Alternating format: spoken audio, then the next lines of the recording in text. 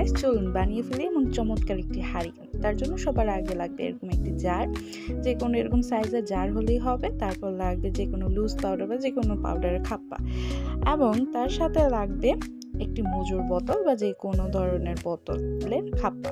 এবং এই খাপ্পার সাথে বোতলের খাপ্পার খুব ভালো মতো লাগানোর জন্য আমরা ব্যবহার করব সুপার গ্লু। এই সুপার গ্লুটা বেশি দাম নয়, দেখতেই পাচ্ছেন। এবং এই সুপার গ্লুটা ভালো মতো মজুর বোতলের চারপাশে ভালো মতো লাগিয়ে নিলাম, যাতে আমাদের লুজ পাউডারের যে খাপ্পাটা আছে সেটার সাথে ভালো মতো যুক্ত হতে পারে।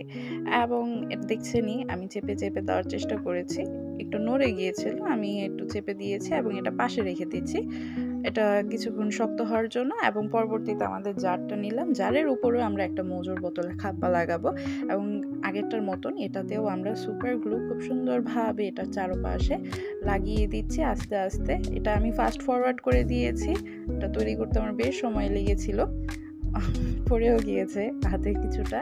এবং আবার লাগিয়ে নেওয়ার পরে আমরা আবার এটা জারের উপরে দিয়ে দেব এবং এটাও শক্তভাবে দিয়ে নিব। আরেকটা কথা বলি, এখানে আপনারা যে কোনো বোতলে খাপ্পা নিতে পারেন, যেরকম আমি নিয়েছি গ্লিসারিনের বোতলের খাপ্পা। উপরের খাপ্পাটা একটু চেষ্টা করবেন লম্বাটে চিকন করার জন্য, এবং এটাও মোচড় বোতলের মতো একইভাবে গ্লু লাগিয়ে এটা লাগিয়ে নিচ্ছি। এবং এটাও এক পাশে রেস্টের জন্য রেখে দিয়েছি, যাতে এটা সহজে সুন্দরভাবে যুক্ত হতে পারে। এটা আমার প্রথম ভিডিও, দোষ ত্রুটি হলে ক্ষমা দৃষ্টিগোচরভাবে দেখবেন। তারপর নিচে চুড়ি, যে কোনো হাতের চুড়ি হলেই হবে, কাচের চুড়ি নেওয়া যাবে না, কাচের চুড়ি নিলে ভেঙে যাওয়ার সম্ভাবনা আছে। আমার হাতের চুড়িটা একটু বেশ বড়, তাই আমি একটু চেপে চেপে দিচ্ছি এবং এটা ক্রিস ক্রস হিসাবে রাখবো।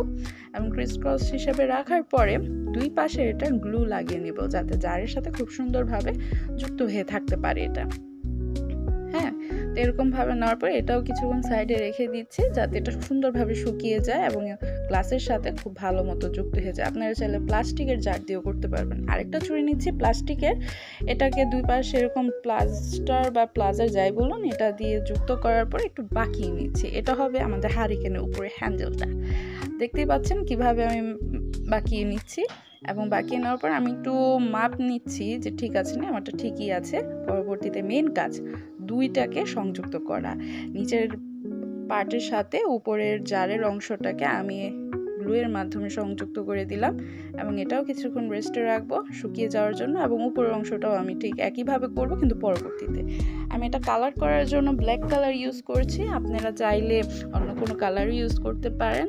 এবং দেখতেই পাচ্ছেন আমি ব্ল্যাক কালারটা নিয়ে খুব ভালো মতো এখানে লাগানোর চেষ্টা করছি। আরেকটা কথা বলি, এই বোতলে